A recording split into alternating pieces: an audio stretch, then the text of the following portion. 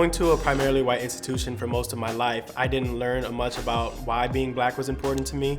But once I did more research, learned more about the culture, learned more about myself, what I love about myself, I think that really came into fruition, why I love being black. Throughout my life, I've learned that a lot of people kind of see my blackness before they see me. A lot of times people come in with predetermined presumptions of how I might act or how I might be because I'm black. Coming to St. John's, I got lots of diversity, and I would say that's really what made me today. All the experience that I had here, playing on sports teams with just all boys, it just changes you, it teaches you different things about yourself. For the majority of the time, my culture was valued here. There were just points in times where sometimes it felt like it wasn't valued. With that came a struggle between students who look like me and then students who don't, and even some of the faculty members. At St. John's, I faced my fair share of challenges, and I don't think any of those challenges were racially charged, but I think out of those situations, there's a dialogue of race that could be had. I learned a lot about perception and the things that I do and how they're being perceived by other people.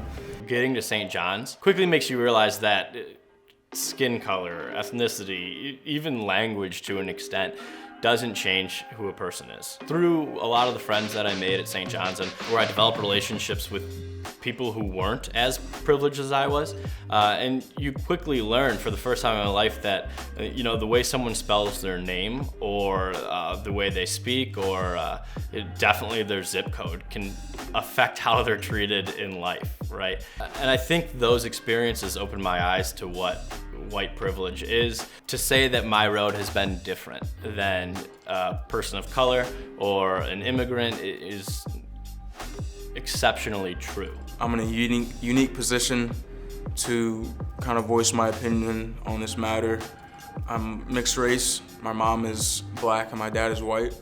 To be honest, it felt as though I wasn't really accepted by either group. That experience was something that kind of shaped me. Being interracial myself, my mom is white, my dad was black. I didn't really see direct racism growing up, like a lot of my black friends would have.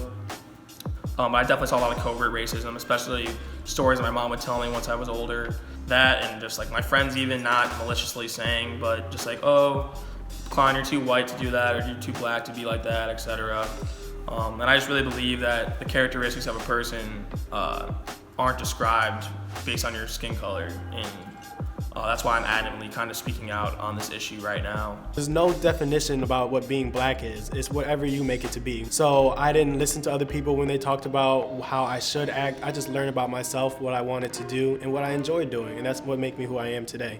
I, as in I hope everyone else, is completely sad and even angry at what happened, especially to George Floyd, Breonna Taylor, and many other black lives at the hands of police brutality.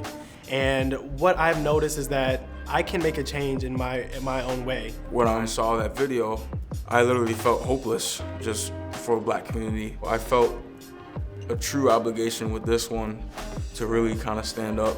It's just those small things that I feel like I should be able to speak on. The recent events have challenged me to put my thoughts and actions together for the common good, in the sense that these things have been happening well before I was ever in this world, and there is no more time to sit around and wait. I mean, now is the time to not only speak up, but to actually put actions to those words. Working for Columbus Police, right now it's tough because we're not liked too well right now.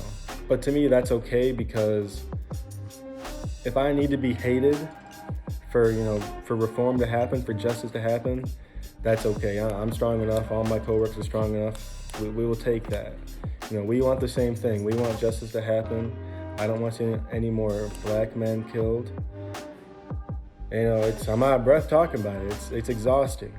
To realize that, I can get pulled over with zero fear, right? I can challenge authority with zero fear. And to think about the moms out there and the parents and my friends at St. John's, and to understand that they have fear when doing what I perceive as a very normal thing. It's made this movement so much more important to me. It's made it more important to this country. It's time to stop seeing things happen and not speaking up. The most recent events have really given me extra inspiration to put love into action and put words into action. It's spurred me on to continue to have difficult conversations about injustice and racial inequality. The students, alumni, faculty, and parents who availed ourselves to a Jesuit education, we are called to do more. We are called on a daily basis to address the injustices that we see in the world. Going to the protests kind of makes me feel like there is a body behind the movement. For a lot of my life, it didn't really feel like there is a real voice behind the Black Lives Matter movement. I say going to the protests definitely made me feel that. We are the future, the youth, so seeing other people my age or even younger, people bringing their kids out there, it was just real enlightening, you know. Just learning stuff about yourself that you didn't really know. And seeing people that actually care, you probably wouldn't thought that people care, but people were, standing with you. It's a symbol for change not only in the police department, but also in general. It's a time for curriculum to change, for us to understand more about systemic racism and understand how ways that we act and things that we say aren't necessarily what should be culturally acceptable and racially acceptable.